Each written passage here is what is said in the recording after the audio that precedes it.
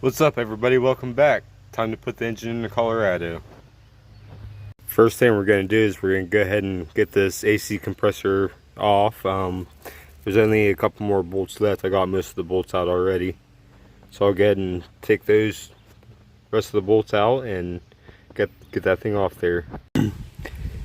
AC condensers off and the brackets off. Don't need that shit where we're going. Went ahead and mounted our mounts. I've got them loose so they'll slide back and forth for adjustability. And on the driver's side of the engine, make sure your mount is facing the rear of the engine because of the offset on the Colorado mounts. Let's get the engine in the truck. Alright, the engine went in pretty smooth.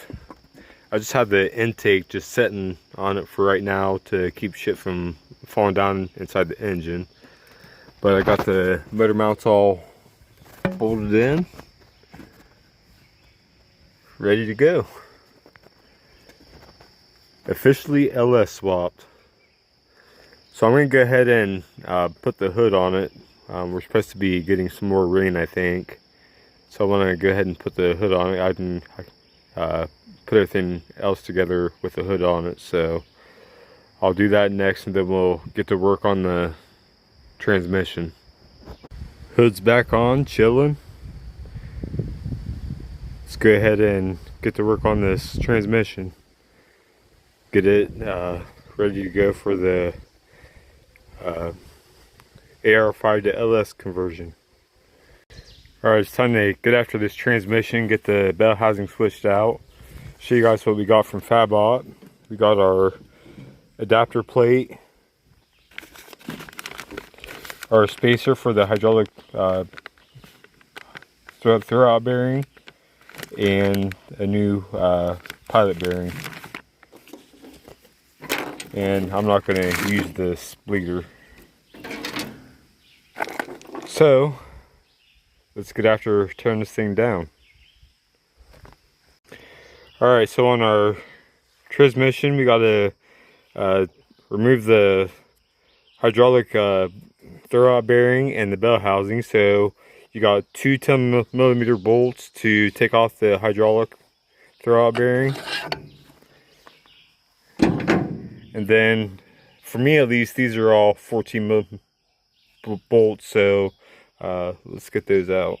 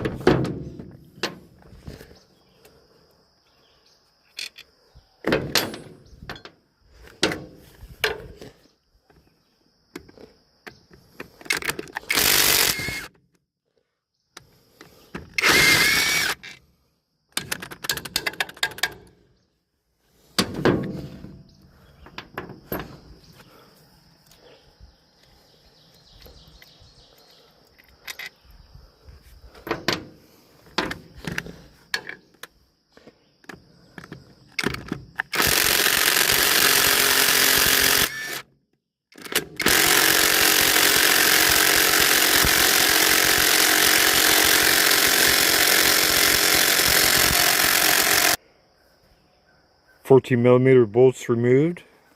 Now the bell housing should go ahead and pop off. I'm gonna grab a hammer real quick. Alright guys, got the bell housing off. Now we'll go ahead and spray it down with some degreaser. And I'm gonna head to the car wash to try to get this thing as clean as I can. It's probably not going to be perfect, but it'll be a lot better than what it is. Alright, transmission strapped down, ready to go. Went ahead and sprayed it again with some degreaser, and I'll hit it one more time when we get to the car wash. But I went ahead and painted our bell housing, gave it a little rattle can loving. go get this transmission washed. Alright guys, it's not perfect, but it's a lot bit better. So we're back, and I went ahead and got our adapter plate mounted using the 2 dowels I had to take out of the stock bell housing. With the kit, you get the adapter plate. You get this shim that goes on just under the hydraulic throwout bearing. The silver bolts are for the adapter plate, and then you got 3 Allen head bolts that countersink into the adapter plate. And then these gold bolts hold the bell housing in place. And these 2 bolts are for the shim and the throwout bearing. And I haven't figured out where these 2 yet, but I will. So let's go ahead and get these bolts tightened up and torqued down and move on to the next step.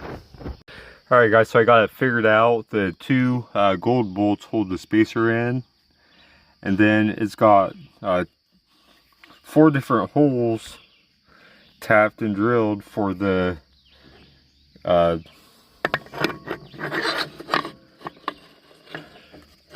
throwout bearing.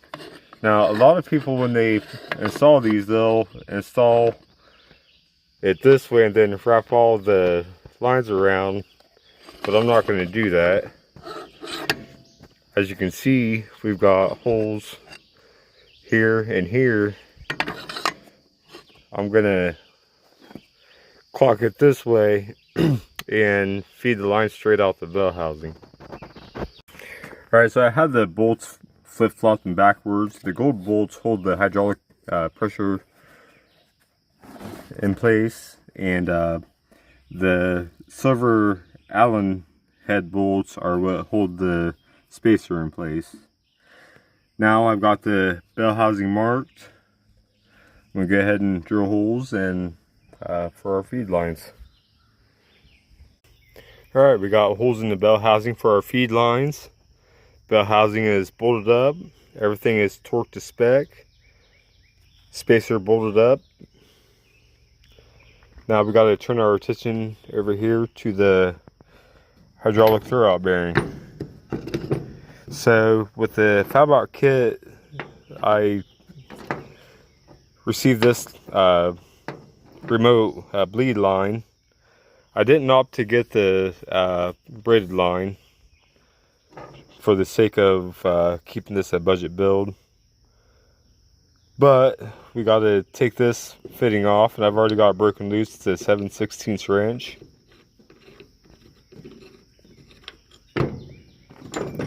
I've got our bleed fitting screwed in. Then our adapter fitting is also screwed in, and it just screws into place of the bleeder. Alright guys, I got the remote bleed line in place. Hydraulic throwout bearing is bolted up. Everything's good to go with the transmission. Time to go underneath and start tackling the clutch and flywheel. So the reason why I mounted everything this way instead of clocking the throwout bearing like everyone else does and running braided lines is honestly to just cut down cost. The AR5 is going to be very temporary in the truck. The T56 and Bruise Ego is going to go into the truck, and I'm going to get a Tick T56 for him. So I really can't justify spending too much money on this transmission, given the fact that it's never going to hold the power that I'm planning on pushing. It's just going to be a very temporary solution to this situation.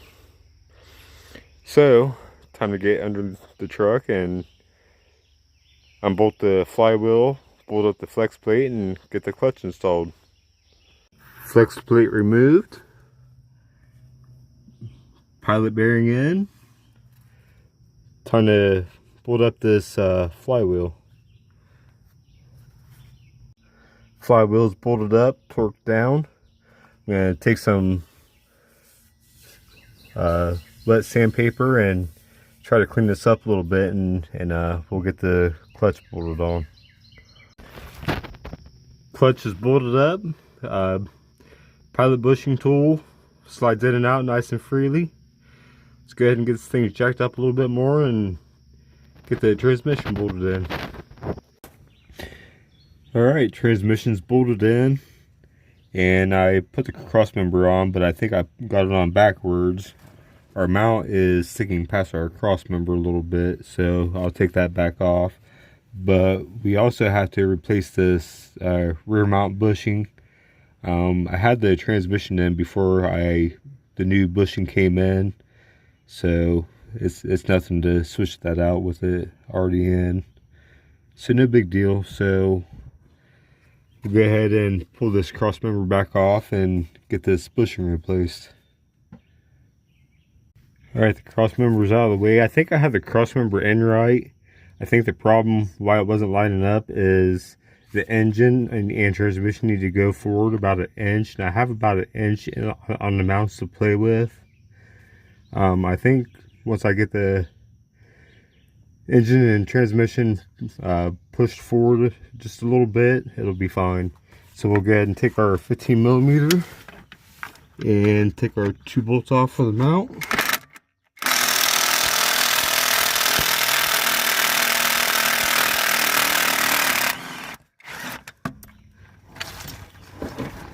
Here's one.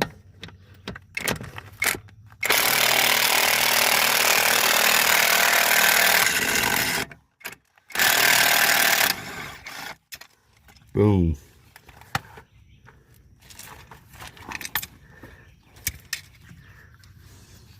We got our new mount. We'll go ahead and put that in place.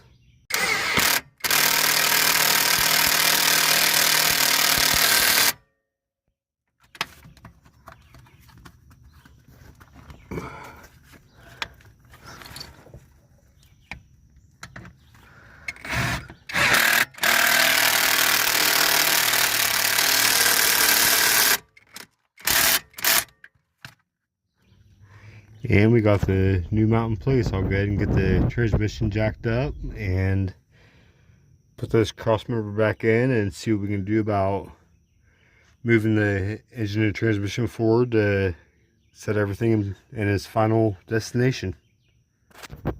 Alright guys, I know it's hard to see, but I've got the engine and transmission as far forward as the mounts would allow it to go. And my rear mount is still about 1.5 inches off. So the cross member, I tried switching the cross member around and it was even further apart. So I'm definitely going to have to modify this cross member, section it, and move the center part about 1.5 inches back. And there's enough sticking out of the drive shaft that I think that I can just trim the end of the snout for the drive shaft spline, and should give us the clearance that we need. I'm going to do a little bit more research though, make sure I don't have the motor mounts backwards or something before I go cutting into it. So we'll go from there. I'll do some research and we'll figure it out. Alright guys, as you can see, we got a hell of a storm coming in. So I'm going to go ahead and leave the video off there. Remember, comment, like, subscribe, and we'll see you in the next video.